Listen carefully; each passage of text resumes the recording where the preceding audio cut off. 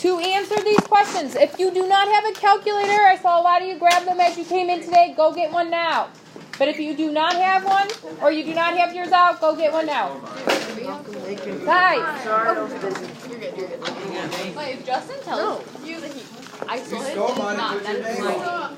Justin, just because you can't find it in your backpack does not mean that. All right, let's get started. So, don't forget, transformations are going to be based off of the parent graph or another graph. If it's based off the parent graph, we kind of already talked about this. The parent graph of an exponential is y equals b to the x. Families all have the same base.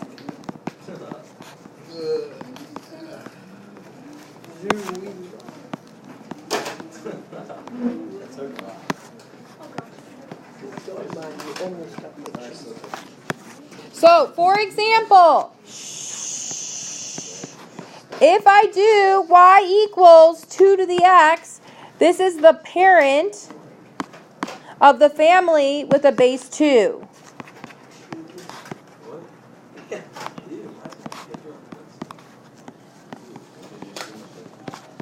Excuse me, I don't get this.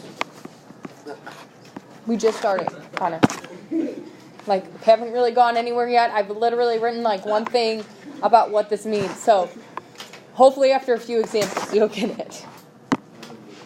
So, y equals 2 to the x. The base there is 2. That is the parent for the family of base 2. You can only compare base 2 to base 2. There's no other comparisons. If it has a base of 3, you cannot compare it to y equals 2 to the x. If it has a base of 1/3, that is the parent of the family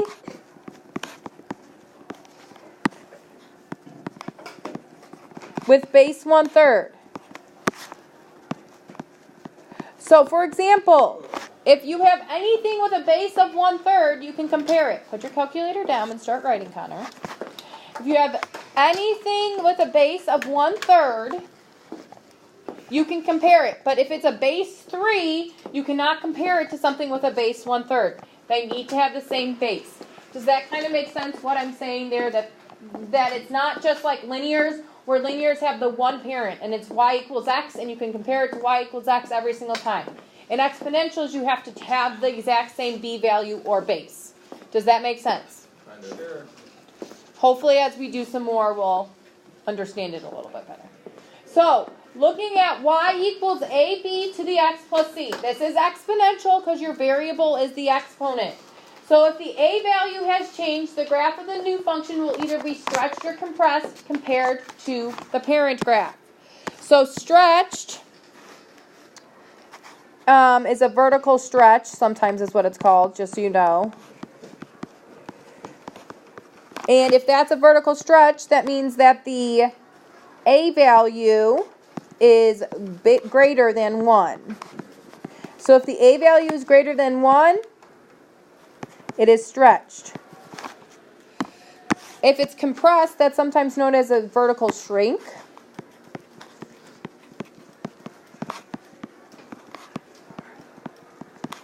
And that means that the a value is between 0 and 1.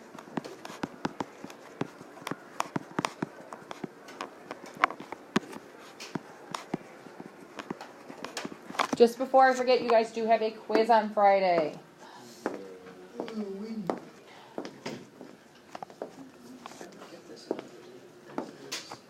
Most of this stuff right now is just plugging it into a calculator to get values out. You don't own one? Then come see me before or after school when I'm available so you can do your homework. Yeah. Friday, December 1st. Yes. I have a potluck. What? You know, like, thing, 6 hour half. We should have a potluck. Yeah. We should have one on just December 1st. Yeah. I'm not actually going to be here Friday. I have a conference. Wow. All right. Like that. So if the C value has changed, which is your asymptote, this is your asymptote value.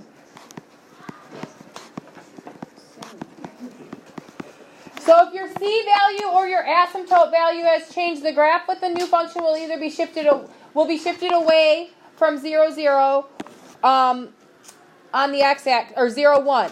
So in the parent function y equals x, your starting point is 0, 0. In an exponential function, your starting point is 0, 1. So it'll be shifted away from that. So it's either going to be translated up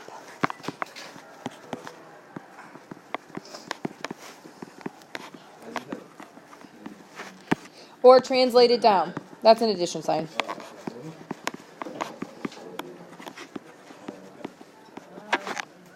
Addition means up, subtraction means down. Okay, whenever you're ready, you can flip to the next slide so we can start talking.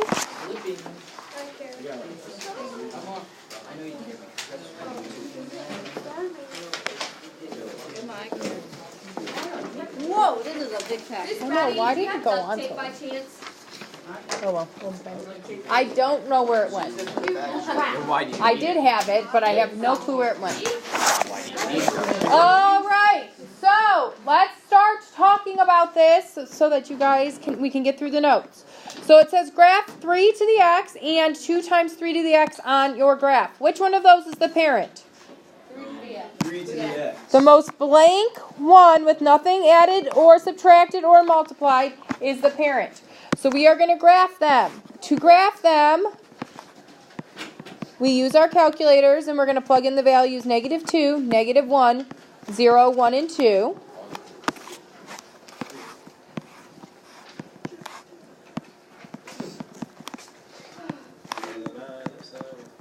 Okay, start plugging in or start substituting in for x those values. But you put y. Do you need help And with then you that? put g of x on the other one. I used f of x on one and g of x on the other because f of x is what the 3 to the x is called and g of x is what the 2 times 3 to the x is called. I did it based on the names. Do you need help putting it in your calculator? Not really. Okay, put them in I then. think so. Connor, get it sharpened and go sit down. No. Connor, go sit down.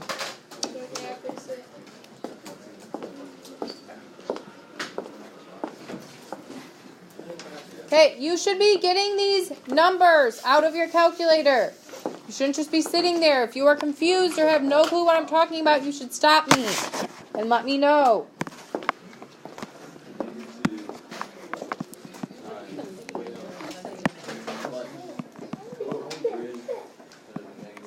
Where's the exponent? It's the Oh, no, Whose it's not it. calculator is that? It's mine. It was in my bag. You have it. Yeah. It's this one. Oh, well, like. Now just put the number -2 in there. So the negative is up here. Okay, that works too, I think, on that calculator. There you go. Hey, get those numbers. If you didn't get those blue numbers, let me know. Stop. You're going to be moved real quick. Sorry. Where is my asymptote for f of x? Where's the asymptote for f of x? 0. Y equals 0. Thank you, Emma, for using an equation. So it is y equals 0. And I'm going to plot what I have there.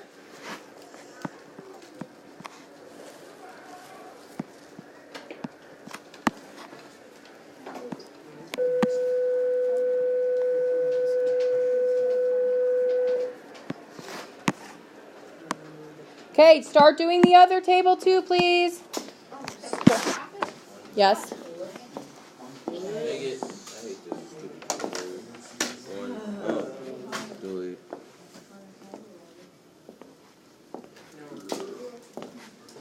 Make sure you put it in parentheses, guys, like it shows.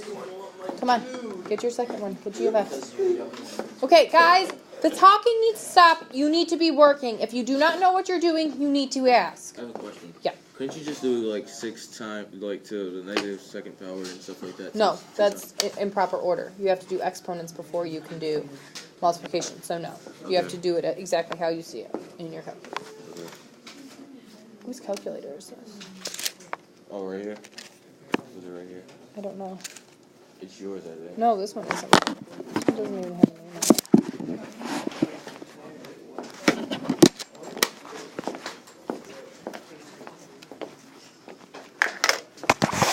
All right, you should be getting stuff out here. So I got 2/9, 2/3, 2, 6, and 18. Yeah. Sure. Where is my asymptote? Y equals 0. Y equals 0. So we have that exact same asymptote again.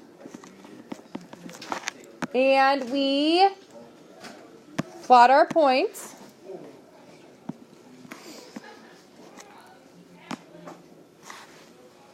Do you need help, Connor? Yes. Okay, I'll be with you in a second.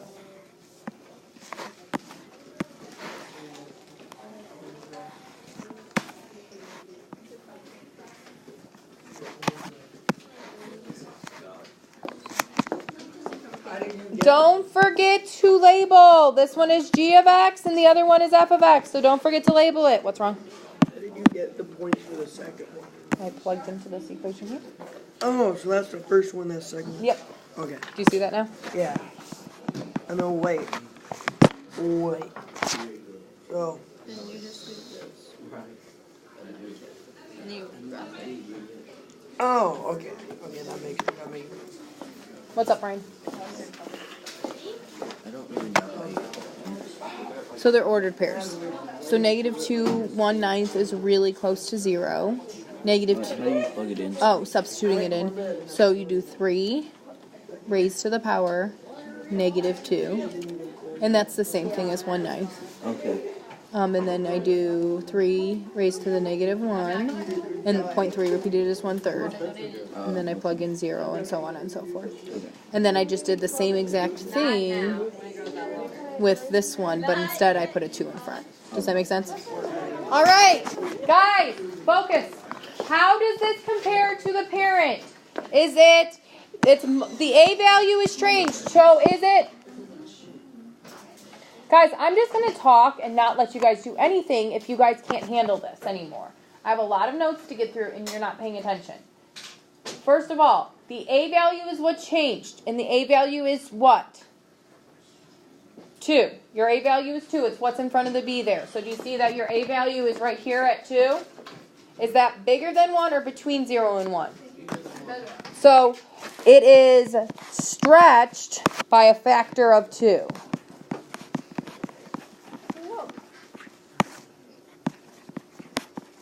And if you look at your outputs, if you do 2 times 1/9, isn't that 2/9?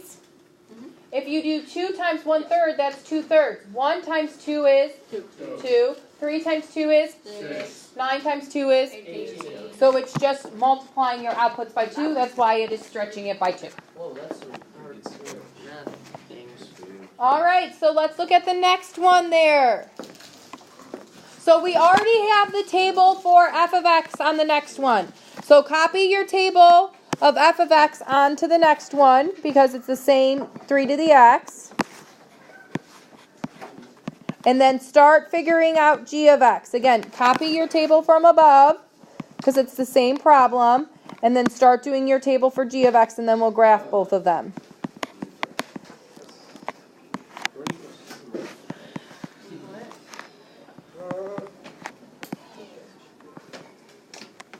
You too. Last warning.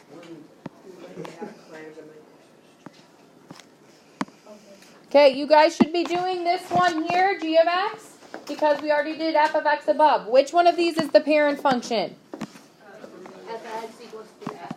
Yeah, the most stripped down one is the parent one. In this case, it's f of x equals 3 to the x. So start figuring out your other table.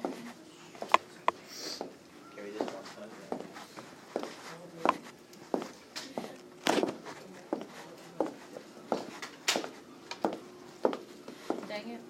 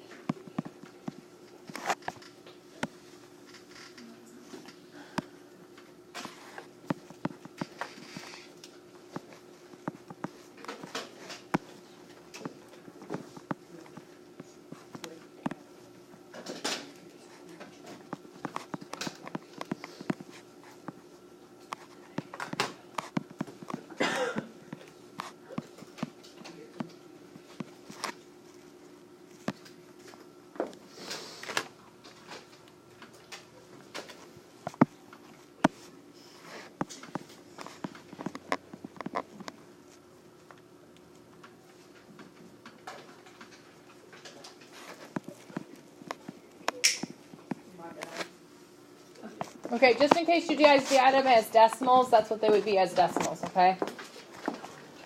So, if we graph them, where is the asymptote, Riley, for f of x? Y equals 0. There is nothing added at the end here, so it's plus 0. So we have an asymptote there, and then we plot those points again. Brian, are you doing okay now? Yeah. With how I got those? Connor, how about you? Because I know you had a question on the last one. You doing okay?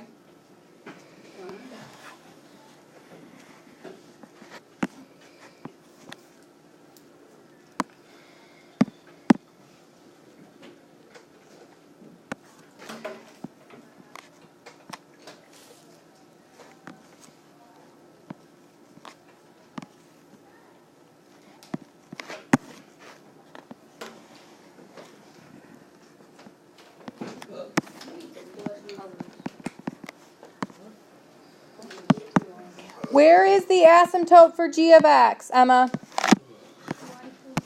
Y equals 0 because there's nothing added here. So, guys, what is happening in this one? What is happening with this one? Jordan? It went down a half. So we either use the word stretched or compressed. So which one is it? Stretch. Compressed. So stretch means you get taller. This one's getting shorter, right? If you're getting compressed, so it's getting shorter. So compressed by a factor of 1/2. And then Justin had asked, can I just multiply my outputs by 1/2? Yes, you could have just done that. That would have worked fine. But yes, it's being compressed by a factor of 1/2. If we don't get through it, I have another day tomorrow on this stuff, but my goal is to, yes. So that you guys can just work tomorrow instead. Does that make sense? Tomorrow we don't have notes at all, unless we don't finish these. But so I would like to finish them so you guys could just work on the worksheet tomorrow. We have another day of it. All right. So we have f of x equals 1/2 x to the x, and g of x equals 1/2 to the x plus 3. Which one of these is your parent? 1/2. The most stripped down one is your parent. This is the parent. So we're going to make a table for both of them. So start making your tables for both of them.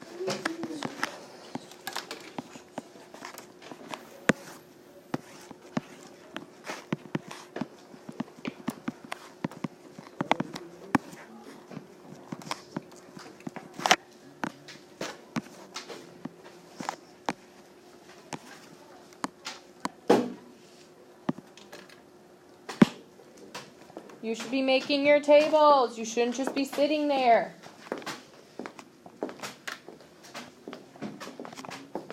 Can you boys speed this up so I can actually go through here? That's why they're touching.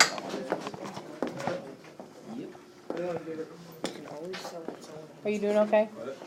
You need to put it in parentheses. Maybe not. Yours might work fine.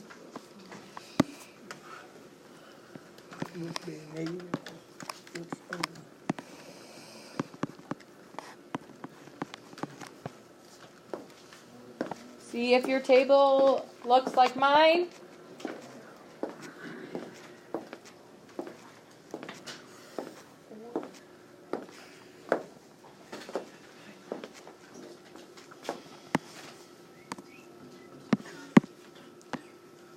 And then start making the other one.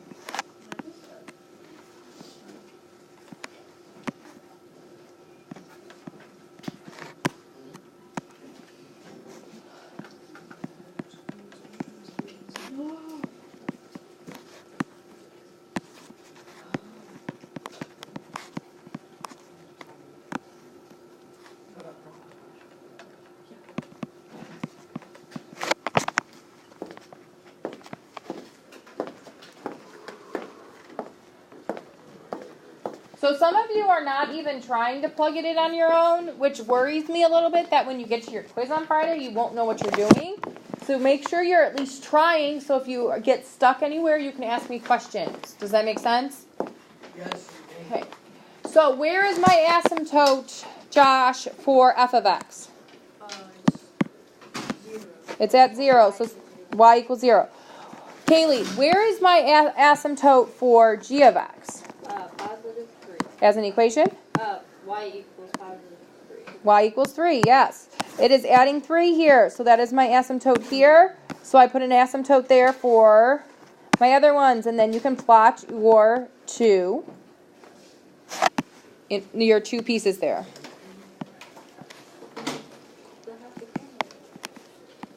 Make sure you do not go from your asymptote on accident.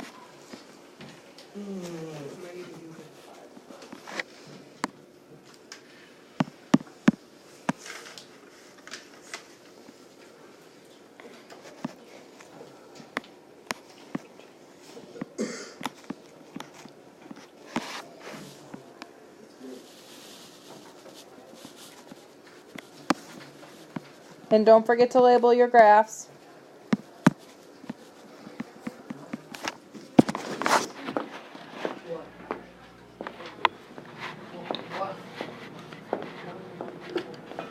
I know where my math is. Stop talking.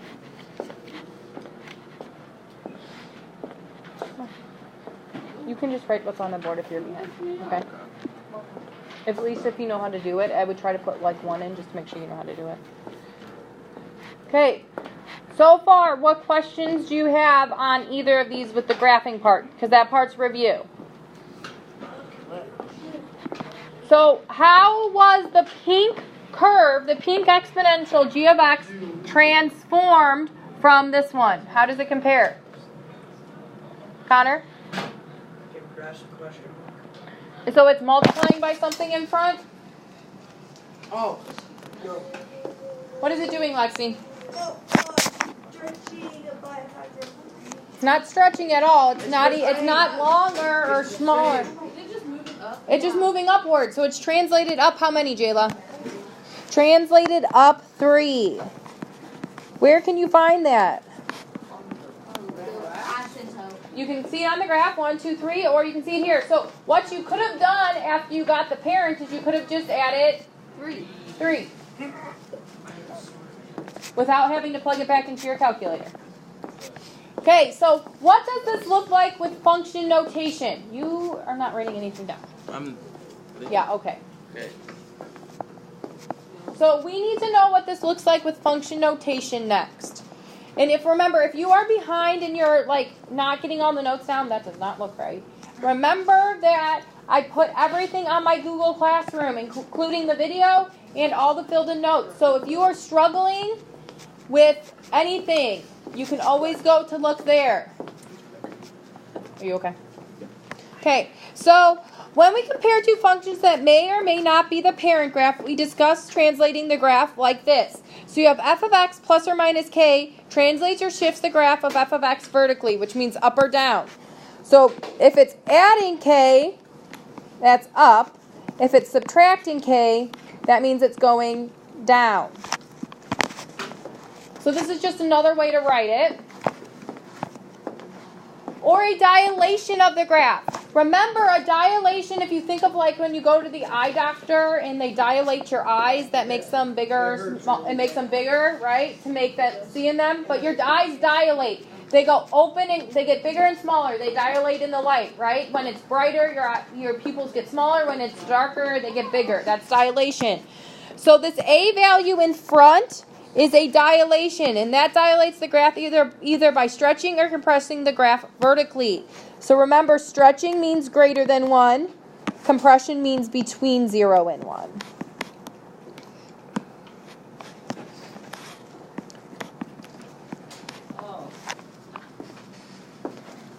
Oh, shoot.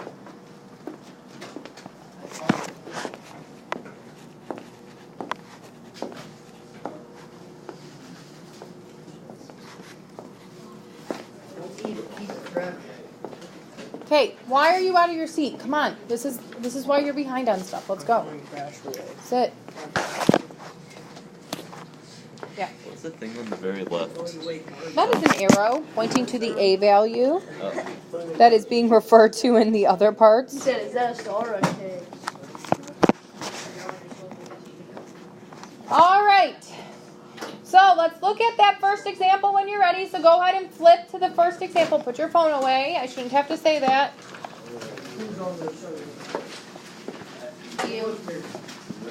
Okay, so before we do anything, we state the transformation and then we're going to graph both of them and I'll show you exactly how I want you to graph them in a second here. There is not a parent function up here. This is not the parent because there's something subtracting. You're just comparing these two. What is happening though if we add 3? So this is saying take the graph of f of x, and add 3. What's going to happen? 3. It's going to translate up 3. Good. So I heard Riley say translate. I heard Lexi say up 3, and those need to be used together. So translate up 3.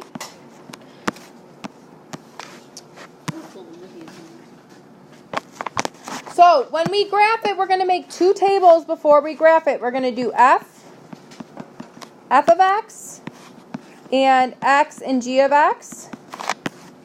And let's just do -1, 0, and 1 to kind of speed things along here.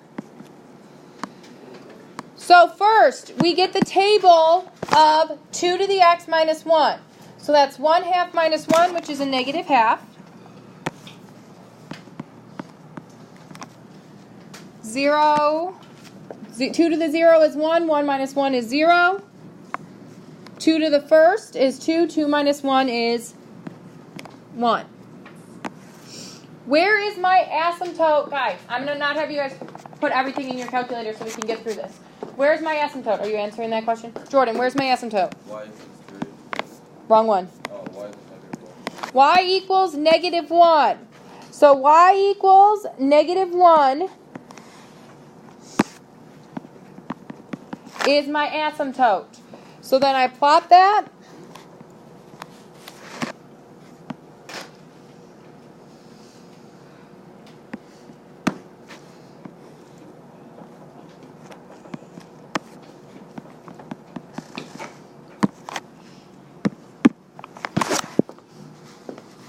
So my asymptote is not at 3 for the next one. It's not at y equals 3.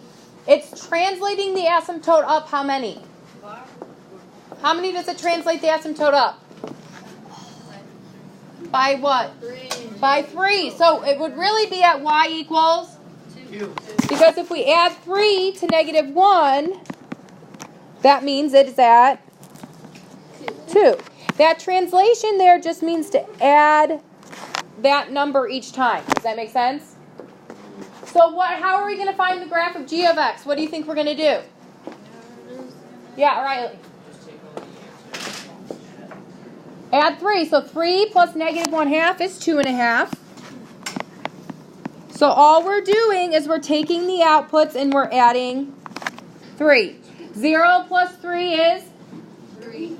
Some of you guys are not going to know what to do on your homework because you're deciding to have conversations instead. 1 plus 3 is? 4.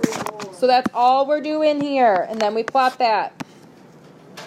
You just add the number at the end of the thing. Yeah, and it will be different when it's the a value, but essentially that's, yes, what we're doing.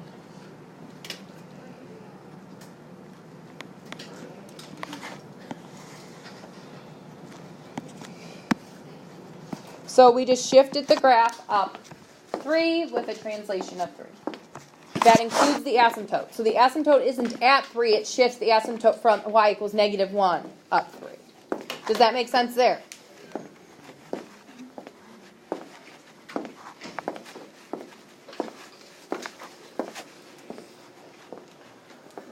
Okay, we're going to skip the next one.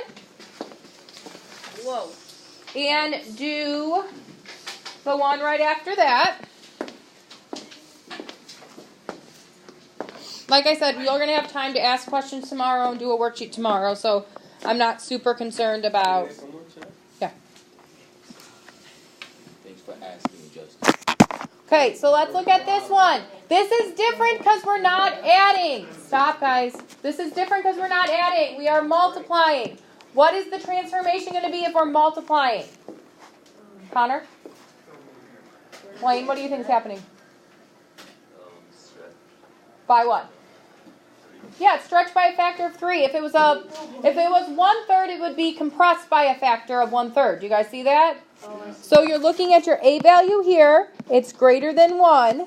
So this is stretched by a factor of 3.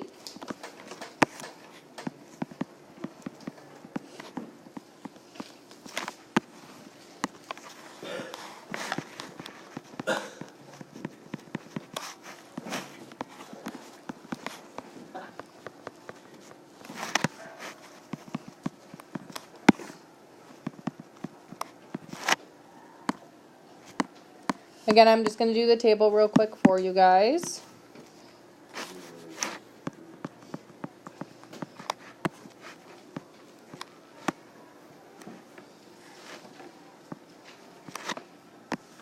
So, where is my asymptote, Alyssa, for f of x? 4. Oh, yeah. You're at 4. Y equals 4.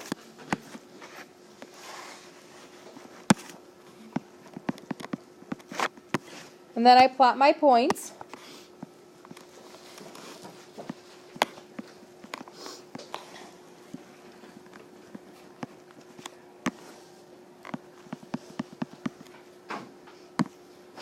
So how will I find my asymptote for g of x? How will I find my asymptote for g of x? Yeah. You're going to multiply everything by 3, and that includes the... So your asymptote's going to be at... 12. And then you're going to multiply all of your outputs by 3. So 1 second, I have to think about this. 16, 17 over 4.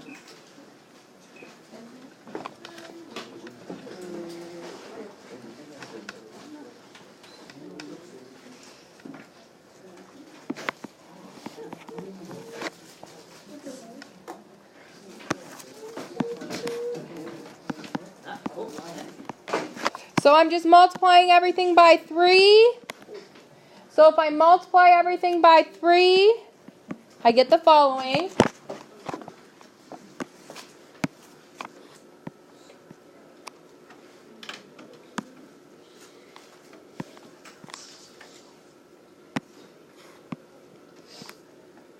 So if that's 20, 21, 22, 23, 24 is way up here. And this one is g of x. So, what questions do you guys have for me before I